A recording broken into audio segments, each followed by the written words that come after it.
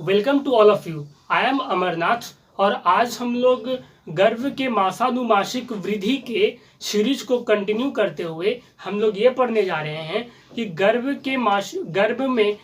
में चतुर्थ मास में क्या डेवलपमेंट होता है, इस बारे में हम लोग स्टडी करने वाले हैं। जैसा कि पिछले लेक्चर में हम लोगों ने देखा था कि तृतीय मास में गर्भ जो है वो 2 हाथ 2 पैर और 1 पिंडिकाएं, इस प्रकार से 5 पिंडिकाएं 2 हाथ 2 पैर और 1 सर जो है वो डेवलप हो जाता है। तो अब हम लोग देखने वाले हैं कि गर्भ के चतुर्थ मास में क्या डेवलपमेंट होता है। और अगर आपको गर्भ के मासानुमासिक वृद्धि के सीरीज को देखना है तो आप पिछले वीडियो को देख सकते हैं। तो गर्भ के मासानुमासिक वृद्धि में चतुर्थ मास में गर्भ में हृदय का डेवलपमेंट हो जाता है, गर्भ में हृदय का विकास हो जाता है।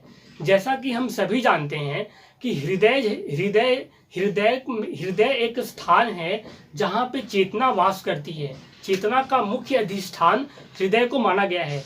तो चूंकि हृदय जब चतुर्थ मास में डेवलप हो जाता है, हृदय का विकास हो जाता है, तो ये ऑब्वियस है, ये बोलना बिल्कुल उचित होगा कि चेतना का भी डेवलपमेंट ठीक उसी प्रकार से उसी समय पे हो गया होगा। यानी कि गर्भ में जो है वो चेतना का डेवलपमेंट, चेतना मतलब आत्मा भी इसको लोग बोलते हैं, चेतना का डेवलपमेंट जो है वो चतुर्थ मास में हो जाता है हृदय के डेवलपमेंट की वजह से। गर्भ में हृदय का डेवलपमेंट चतुर्थ मास में हो जाता है, तो हृदय के डेवलपमेंट की वजह से चेतना का डेवलपमेंट हो जाता है। तो चेतना का डेवलपमेंट होने की वजह से गर्भ में पहला बार शिशु जो है या फिर गर्भ जो है वो इंद्रियों को अनुभव करता है, सुख और दुख का अनुभव करता है, हंसी खुशी रोना, इन सब भावों का अनुभव करता है। गर्भ के जो भाव होते हैं उन सब चीज़ों को गर्भ जो है वो पहला बार चतुर्थ मास में चेतना का डेवलपमेंट होने की वजह से वो उस भाव को फील करना स्टार्ट कर देता है। तो उस भाव को जब वो फील करना स्टार्ट कर देता है गर्भ के भाव जब स्पष्ट होने लगते हैं, गर्भ जब है वो इंद्रियों का भाव जब स्पष्ट होने लगता है तो वो अपने इंद्रियों को भावों को अपने माता के जरिए वो इस बात को स्पष्ट रूप से बतलाता है। गर्भ में जब हृदय का डेवलपमेंट हो चुका होता है तो उस समय की अवस्था को दौ हृदयावस्था कहा गया है। दौ हृदयावस्था कहने से हमारा क्या मतलब है? दौ हृदयावस्था कहने से हमारा मतलब है कि वैसी अवस्था माता की वैसी अवस्था जब माता में 2 हृदय डेवलप हो जाता है। एक माता के अंदर 2 हृदय होता है, एक माता का अपना हृदय हो गया और उसके अंदर जो एक गर्भ पल रहा होता है, उसके अंदर का जो गर्भ पल रहा होता है उसका हृदय, तो वो दौ हृदयावस्था में चली जाती है। तो दौ हृदयावस्था में जो है वो दौ हृदयावस्था के बारे में ये कहा गया है कि दौ हृदयावस्था में माता की इच्छा पूर्ति हर वक्त करना चाहिए। किसी भी माता की उपेक्षा नहीं करनी चाहिए।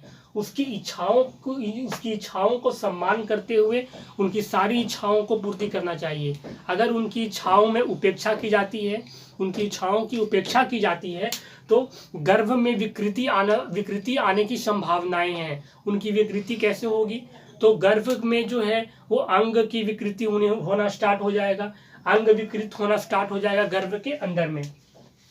तो इसलिए दौ हृदयावस्था में माता का जो इच्छा है उसका सम्मान करना चाहिए और उनकी सारी इच्छाओं की पूर्ति करनी चाहिए। दौ हृदयावस्था जो है इसका काल 2 से 5 महीने तक का होता है।